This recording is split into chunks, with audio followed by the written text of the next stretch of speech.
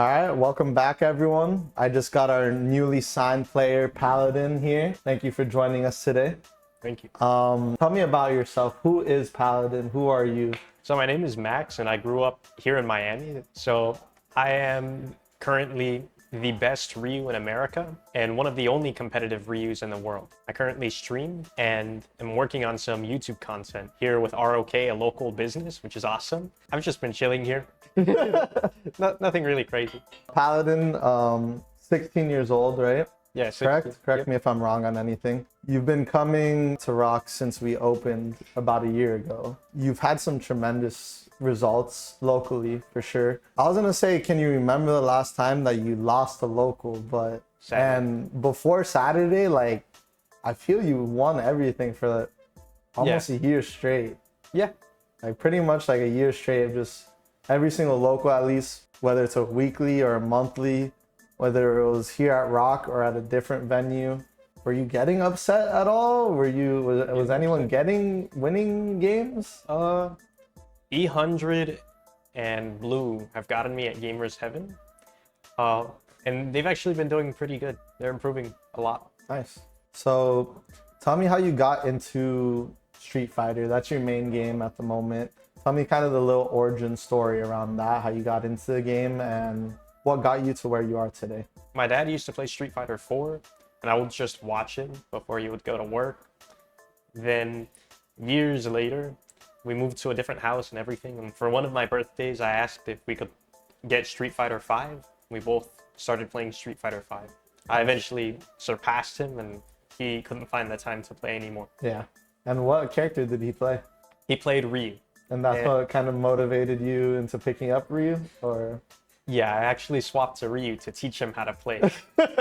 And what were you playing before that? A character called Nash before. That character is not currently in 6, are they? Yeah, he's not here. He's not here in Street Fighter 6. If he did come out, would you? Probably You'd play it? Yeah.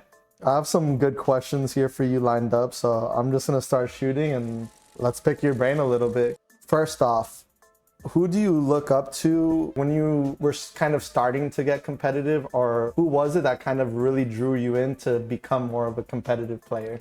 MDZ Jimmy, a YouTuber. He used to upload a lot of Ryu content, and I believe that he qualified for Capcom Cup one time. I'm not sure, but I know he did really good in tournaments. And there was one tournament that he won for something related to Capcom Cup, and it was really cool to watch him succeed with a low tier. He was low tier in Street Fighter 5 also. Yeah, it seems like YouTube has done a really good job at kind of like aspiring the youth to get into esports. I was just having a conversation with Sure Hyper, and he kind of had a very similar story of what really like drew him into like that competitive gaming, and his was Smash Brothers, but yours is Street Fighter. And it's crazy to think about because you now are doing YouTube videos, you're doing content, you're going to tournaments, you're playing really well both online and offline. In a couple of years, someone's gonna have probably that same exact story about you, especially if you keep going down the path that you're going. I think it's happened already. Yeah, right?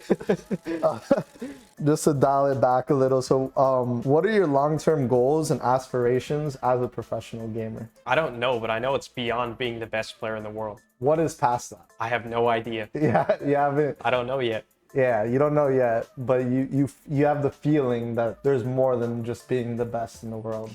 Yeah, I feel like a lot of your improvement while playing scales with your motivation to play in the first place. So when you're put in a lot of situations where you're having to adapt to all of these different environments, it's like you have to become a different person for each fight. And if anything's holding you back in your personal life, then it can end up being like you're stuck as that player that you were yesterday. Yeah. And you plateau and you get stuck. Kind of like a mental block in a way. Yeah. So then having a really high goal lets you scale down those losses and see them is something very small. Yeah. And that helps you cope a lot. So then you can lose and get back to it very quickly. Yeah. Because a lot of people, they tend to look at like that big end goal, but when it's such a big goal, it's kind of hard to find a way to achieve it. So how do you minimize all that and kind of take those smaller steps to achieving that bigger goal that you're looking for? The smaller steps, they start on a whiteboard. You get a whiteboard or a piece of paper and you just start writing a ton of notes. And you don't even need to necessarily go back to them.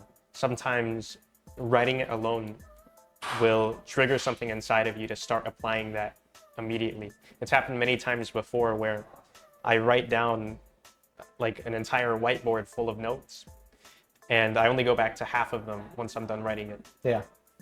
And you kind of like, once you have everything laid out, you're able to really see like which ones are more critical than other ones, which ones are more important than other ones. What do you think sets top professional gamers apart from casual players? Their aspirations. Can you elaborate on that?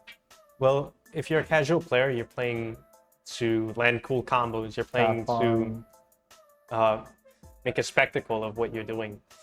And when you play competitively, you don't worry about the aspects of what people see in you playing.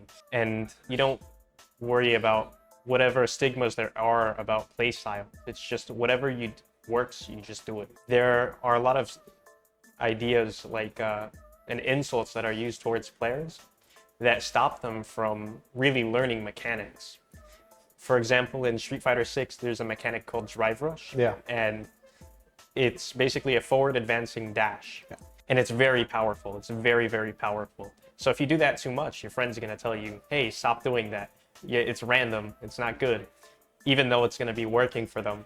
And that player, maybe they'll stop doing it. Maybe they'll continue doing it, but they'll never go beyond that because it's just, they're told it's not something worthwhile. I feel like a lot of unorthodox strategies are cut off by other players, and being a competitive player is to see past that and just use everything. Whatever you can to win. Yep. Even if you're cheesing. Yep.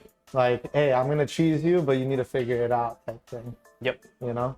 And until you figure it out, I'm going to keep doing it on you, you know? That's how it works. That's how it works. The way that you answered the question, I actually have a follow-up question for you. How do you handle criticism or negative feedback from fans or opponents? That's a good question. Well, first I talk with them. I have them explain to me whatever improvements I need to make, and I ensure that I leave with at least one seed of growth. So recently on Twitter, I made a mistake with a little video saying about how fireballs are jumpable, which that's very slippery. So I talked with him about it, and we did some math on whether fireballs are reactable on their own, and they're not. And then math with if you react to the jitter of the motion input, which is definitely viable if the opponent has set up the context. And with those terms, then it becomes a lot more lenient and very possible. Now, that's definitely not something that you can do 100% of the time. Mm-hmm. And it's definitely not to the point where you can say fireballs are reactable. But knowing that that was what triggered me to think that way, I've started incorporating in the way I play to just do those jitters on their own. And kind of bait it out a little bit. Yeah. Yeah. And he told me that Daigo, a very popular Japanese player, had started doing that at the very beginning of the game. So I was like, oh, wow. So I can start doing that. And I gained something out of it. Yeah. So that's great. Yeah. And that all came from you, like really putting yourself out there, putting out information for other people to be aware of, and using, you know, comparisons from, you know, your favorite character, but also a character that you're considering using more, and kind of the pros and cons. I saw it got a lot of publicity. A lot of people were very thankful that you put out that video, and it gave them a lot of information to learn from you.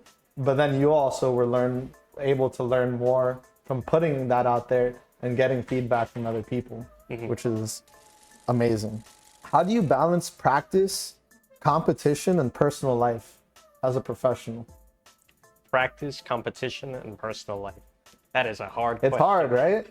Because you want to put your all into, you know, the game and becoming the best version of yourself within the game.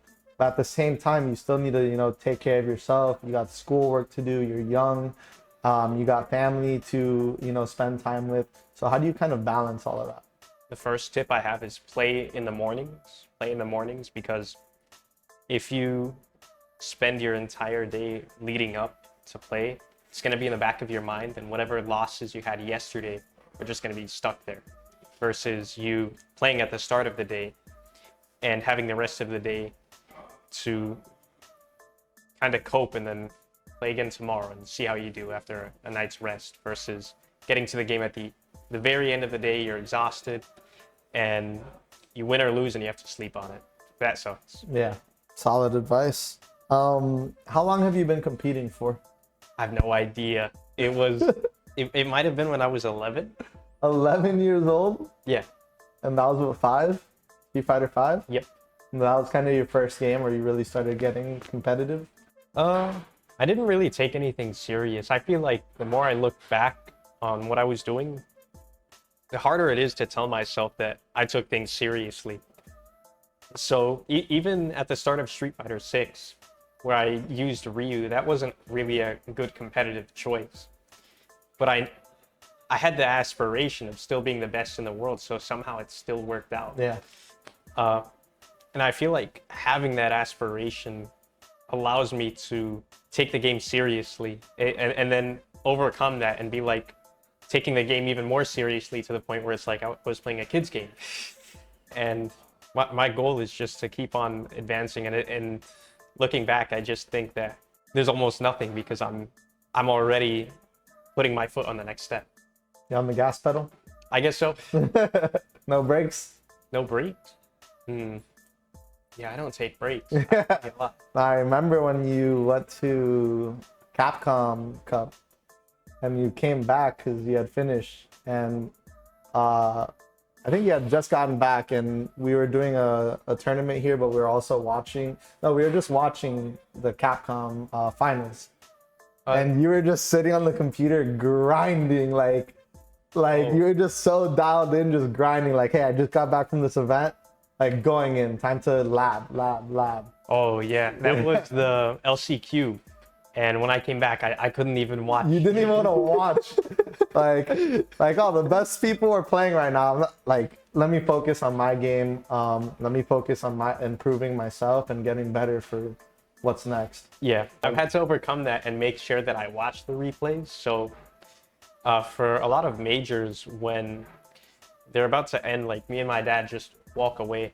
And then, recently at CEO, we stayed and we watched the entirety of top 8. Yeah. When I lose, I typically just leave. Even here on Saturday, and I believe once at another tournament, I just left and used that motivation to alter whatever I have in my gameplay using whatever frustration I had. Yeah.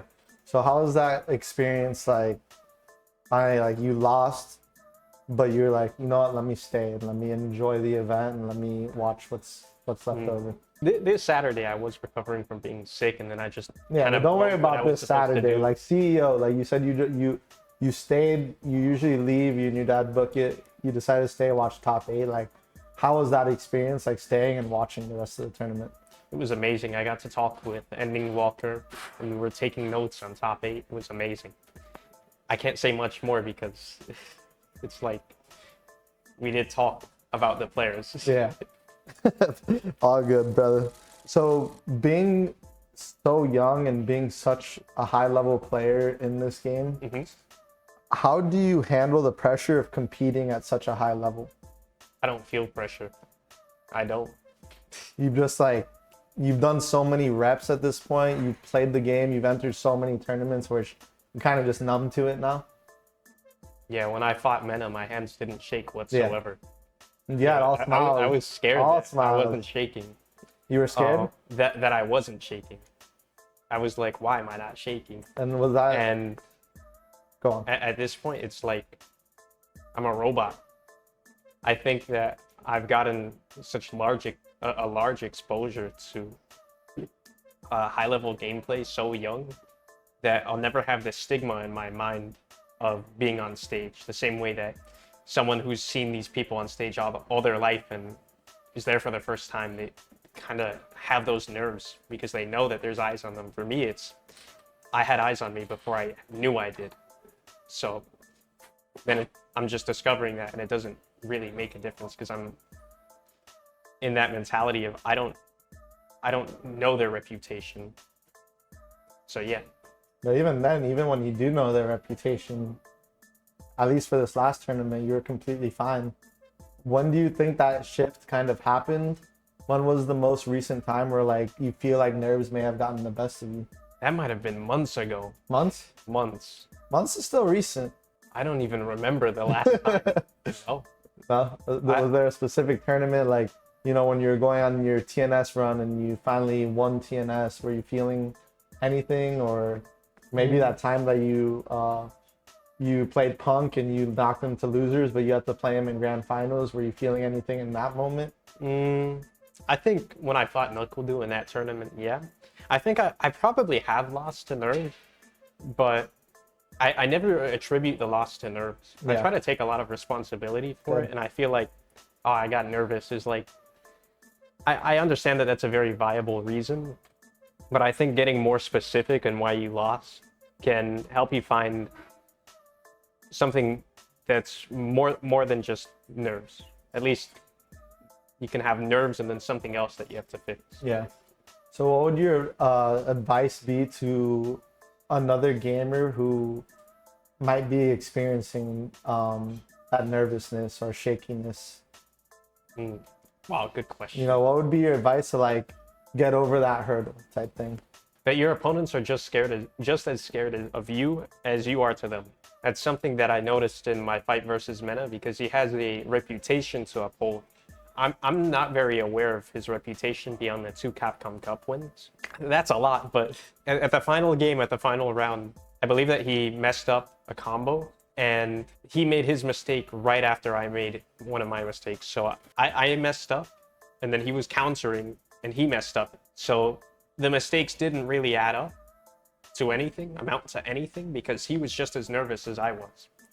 So nothing, the nerves didn't affect the fight if they were to. Great. Again, my hands didn't shake or whatsoever. And I think that a lot of the mistakes that I made were not like slip-ups. They were more of conscious decisions that caused me to take damage. Yeah. Now, a slip-up, like nervous mistake, is you drop a combo, Misinput. yeah, you drop a combo, a misinput, or you freak out on defense. The mistakes that I made were I neutral jumped and I walked forward after the neutral jump to push offense when I shouldn't have, and I just walked into one of his hits. I mean, even aside from that, you had an amazing run that tournament. You placed 13th out of over 600 people, and you had some great notable wins. What was your biggest kind of takeaway or like lesson that you learned from CEO specifically, where you walked away? Like, what was your biggest takeaway from the event? That I can't put into words, but it was the experience of playing against high-level players and casuals. I was playing in casuals almost the entire time I was there. Yeah.